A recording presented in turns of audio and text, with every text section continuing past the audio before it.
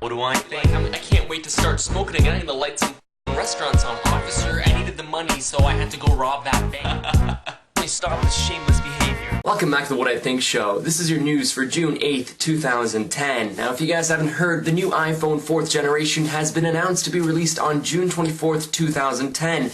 Clearly, as we all know, it's got all the new gadgets, and it's so much better than the iPhone 3GS, starting at $199 on a 2-year contract in the United States. Now, this is all, of course, after all of us have gotten our iPhone 3GSs, and we're stuck on something like a 10-year contract trying to pay them off. Now, by the time my contract expires, I'll probably be getting the iPhone 14th generation. Thanks a lot, Apple. And moving on to the real first piece of news, we have a sad story which will actually make a turn for the worse. Now, the whole story starts off with an 80-year-old woman who was a volunteer and was watching over at church when nobody was around. All of a sudden, these intruders came into the church, and as she startled them with her fearsome 80-year-old figure, they simply turned around and grabbed the nearest weapon that they could find, which happened to be a cross, and they beat the woman to death. After which, of course, they stole her keys to her pimped-out 2003 Mercury Grand Marquis and took off. Now, after reading that story, I only have one thing to say to those intruders. Show some respect. You're in a church. Now, some of you will get that reference. And moving on to our next story coming in from California, we have news of an individual by the name of Stephen Clancy Hill, who's apparently a web designer slash male porn star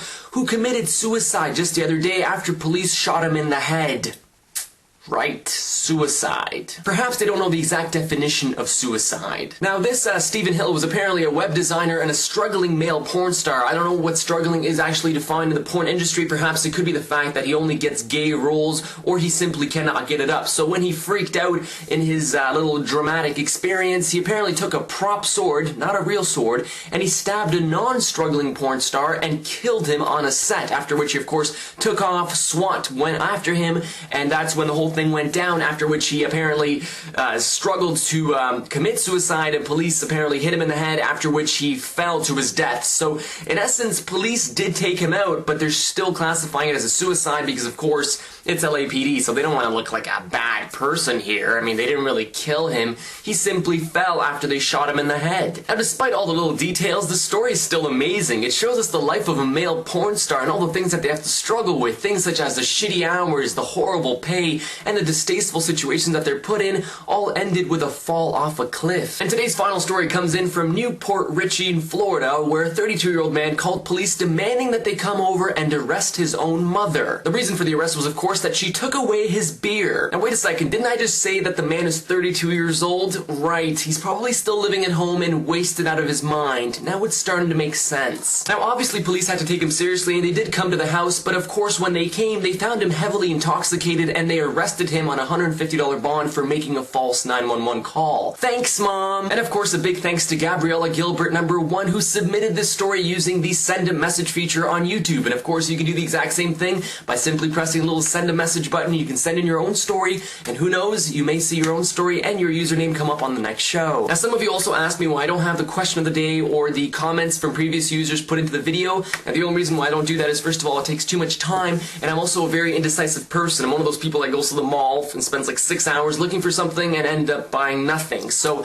if you guys do have a question for me, or you have your own comments, be sure to leave them down in the question or the comment box down below. And therefore, you guys do know that I do reply to most of your questions or comments. If you put them in there, I read all of your comments on all the videos.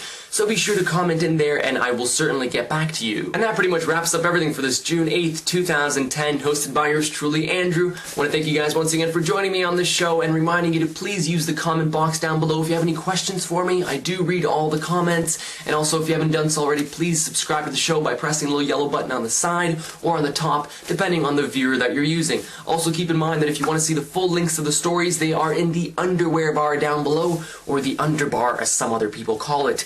I'll see you guys later on, and I'll probably see you on Thursday with some fresh news stories and some videos if we have any fun stuff going down. See you guys later. Have a good one. Over and out.